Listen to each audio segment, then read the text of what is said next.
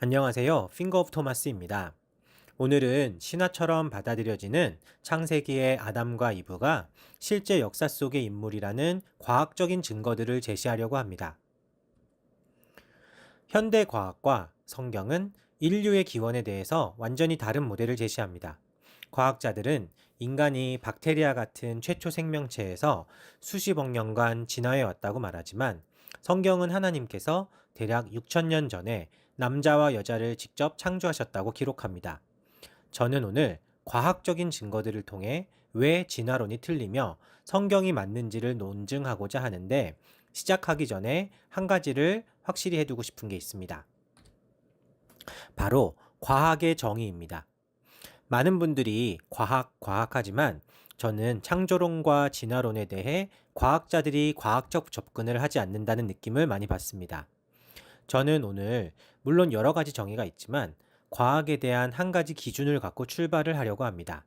그것은 과학이란 반복되는 실험, 연구, 관찰에 이성적인 결론이어야 한다는 점입니다. 상식적이면서도 공정한 이 기준만 양측의 의견에 적용하신다면 누구라도 왜 창세기 1장 27절의 말씀이 진화론자들의 주장보다 더 과학적인지 이해할 수 있을 거라고 확신합니다. 사실 그동안은 성경의 아담과 이브를 과학적으로 검증할 수 있을 것이라고 생각하지 않았습니다. 하지만 1987년 레베카 칸 박사가 이끄는 연구팀이 예상치 못한 연구 결과를 내놓으면서 모든 것이 달라졌습니다. 레베카 칸은 6개 대륙의 각기 다른 인종 147명의 여성의 태반을 기증받아서 그 안에 여성으로부터만 전달되는 미토콘드리아 DNA 염기서열을 연구하고 놀라운 사실을 발견합니다. 그것은 이들이 모두 한 여성의 후손이라는 것이었는데요. 물론 진화론에 따르면 우리는 모두 박테리아의 후손이라서 그 자체가 놀라운 것이 아니라 그 연대가 진화론의 예상이었던 수백만 년 전이 아니라 20만 년 전이라는 점이었습니다. 이에 흥미를 느낀 마이클 해머 교수는 남성으로만 전해지는 Y 염색체의 염기서열을 비슷한 방식으로 분석하여 남자 역시 동일하게 19만 년 전쯤 살았던 한 공통조상의 후손이라는 점을 발견합니다. 그리고 과학자들은 이 두 남녀 공통조상을 성경의 최초 인류 아담과 이브에서 이름을 따와 미토콘드리아 이브 그리고 Y 염색체 아담이라고 명명합니다. 물론 과학자들이 이 연구 결과가 진화론의 예상에서 벗어난 것이고 성경 기록을 지지하는 것임을 인정하면서도 과학적으로 아담과 이브가 성경의 아담과 이브가 아니라고 극구 부인합니다. 그 이유를 세 가지 정도로 정리하는데, 그것은 진화론에 따르면 당시의 인구는 2명이 아니라 적어도 10,000명이었고 두 사람은 동시대 사람도 아니며, 가장 결정적으로 성경에 따르면 아담과 이브는 6,000년 전 사람인데 과학적으로 이들은 6만에서 20만 년 전 사람이기 때문이라고 설명합니다. 그렇다면 진화론자들은 당시에 1만 명 중 유독 한 여성의 자손만 남은 이유가 무엇이라고 설명할까요?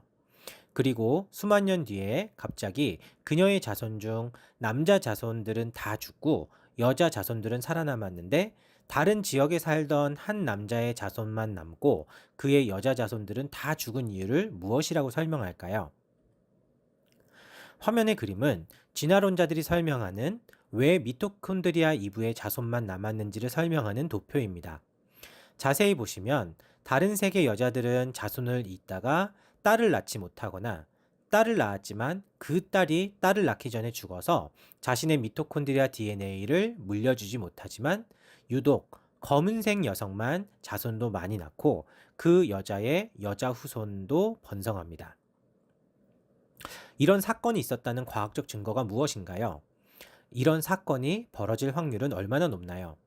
저 도표는 8명의 여성만을 그려놨지만 실제 상황에서는 수천 명의 여성 중 단 한 명의 여성을 제외하고 나머지 여성은 여자 후손을 남기지 못했다고 말하는 것입니다. 우리는 역사 내내 이런 사건을 관찰하거나 목격한 적이 없습니다. 10,000명 정도의 인구를 가진 어떤 도시나 지역에서 단 한 명의 여자만 여자 후손을 남긴 사례가 있나요? 한 명이 아니라면 두 명이나 세 명이나 10명만 후손을 남기는 사례를 보신 적은 있나요? 과학적으로, 상식적으로 그런 일은 일어나지 않습니다. 또 다른 문제는 한 여성 혹은 남성의 후손만 남게 되면 그 이후에 결혼하여 낳는 자손들은 근친이 될 확률이 굉장히 높아집니다. 그렇다면 그 자손들은 유전병을 앓게 될 확률이 높아지는데 이에 대해서는 어떻게 설명하시겠습니까? 이런 수많은 의문에도 진화론자들은 현재 분명히 과학적으로 밝혀진 두 명의 남녀 공통조상을 진화론 내에서 설명하기 위해서 무리한 시나리오를 제시했고, 그런 사건이 남자 쪽에서도 한 번 더 일어났다고 주장하고 있습니다.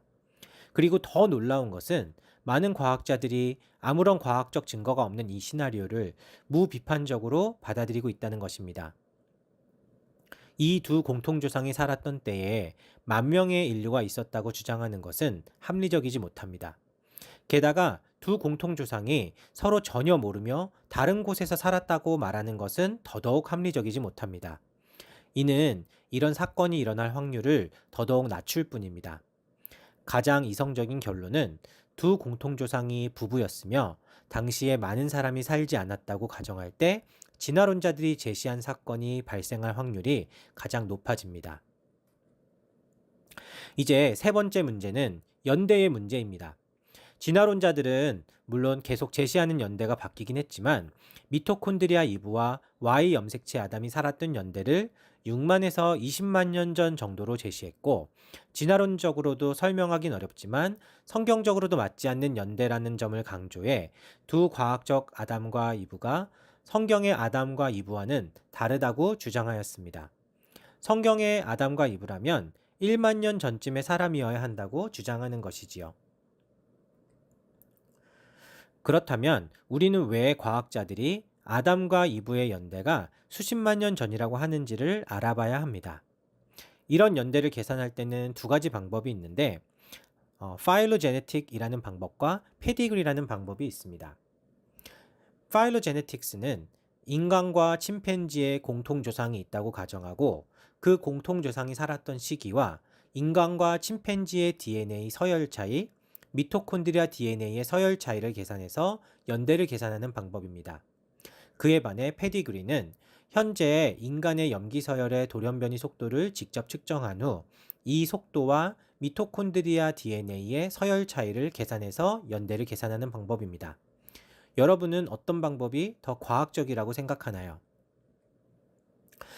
파일로제네틱스 계산 방식에는 몇 가지 문제점이 있고, 그 문제점으로 인해 지난 수십 년간 그들이 주장하는 연대가 계속해서 바뀌어 왔습니다. 그 첫 번째 문제점은 인간과 침팬지의 공통조상이 살았던 시기를 특정할 수 없고, 그 연구 결과가 계속 바뀐다는 것입니다. 어떤 경우는 600만 년 전이라고 하지만 다른 경우는 1200만 년 전이라고 합니다. 왜 이런 문제가 발생할까요? 왜냐하면 인간과 침팬지의 DNA 서열이 얼마나 다른지 정확하게 측정하지 못하기 때문입니다. 여러분도 어떤 곳에서는 둘의 서열 차이가 2%이며 다른 논문에서는 5%라고 하는 것을 본 적이 있으실 겁니다. 잠시 후 왜 이런 다른 결과가 나오는지, 그리고 2에서 5%의 서열 차이가 난다는 것이 왜 거짓인지를 설명해 드리겠습니다. 두 번째 이유는 인간과 침팬지의 DNA 서열, 돌연변이 속도를 정확하게 측정할 수 없고 서로 다르기 때문입니다. 그렇다면 DNA 서열 차이 계산 방법을 안내해 드리겠습니다. 자, 그림은 실제 인간과 침팬지의 특정 구역 DNA 서열입니다. 총 117개의 염기 서열이 있는데요. 위와 아래 서열 차이를 찾아볼까요? 여기 5개를 포함해서 총 20개의 서열이 다르다는 것을 알 수 있습니다. 117개 중 20개면 대략 17%가 다른 거죠. 그렇다면 진화론자들은 위 서열 차이를 어떻게 계산할까요? 앞에 5개와 뒤에 5개는 비정렬 지역이니까 무시하고, 치환되었다고 하는 2개는 인정, 그리고 인설션과 딜리션이라고 생각되는 나머지 차이도 다 무시합니다.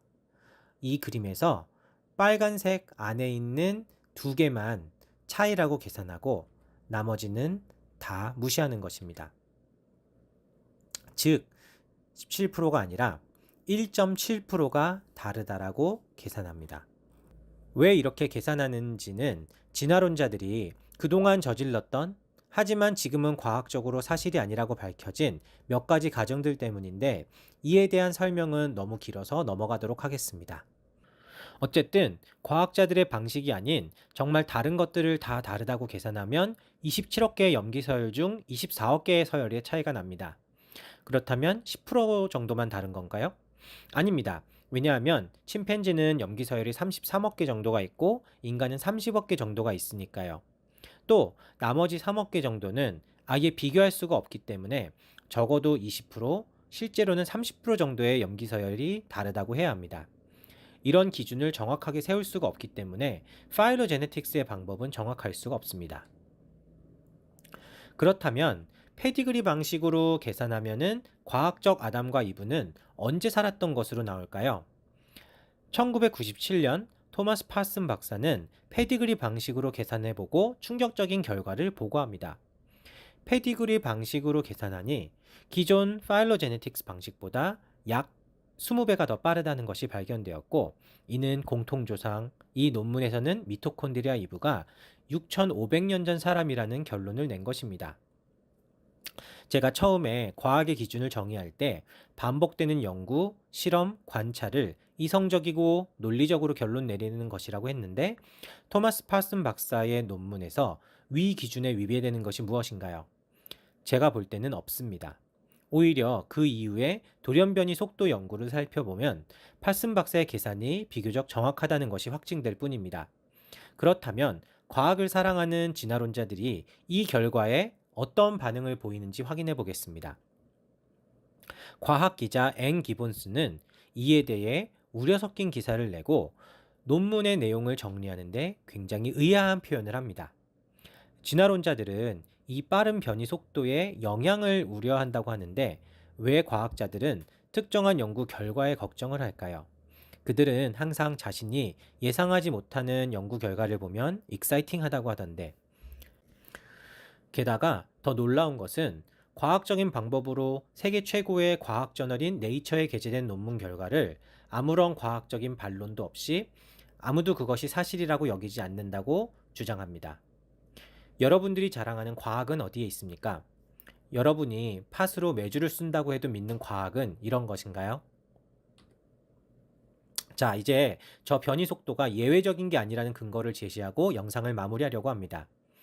여러 곤충과 동물들의 변이 속도를 연구한 과학 논문들이 있는데 예를 들어서 A 같은 경우 특정 지역에 있는 예쁜 꼬마 선충들 미토콘드리아 DNA의 돌연변이 속도와 진화론적으로 그들이 분기되었을 혹은 그들의 공통조상이 있었던 시기인 1800만 년 전을 예상하면 둘 사이의 DNA 차이는 250만 개 정도가 나야 합니다.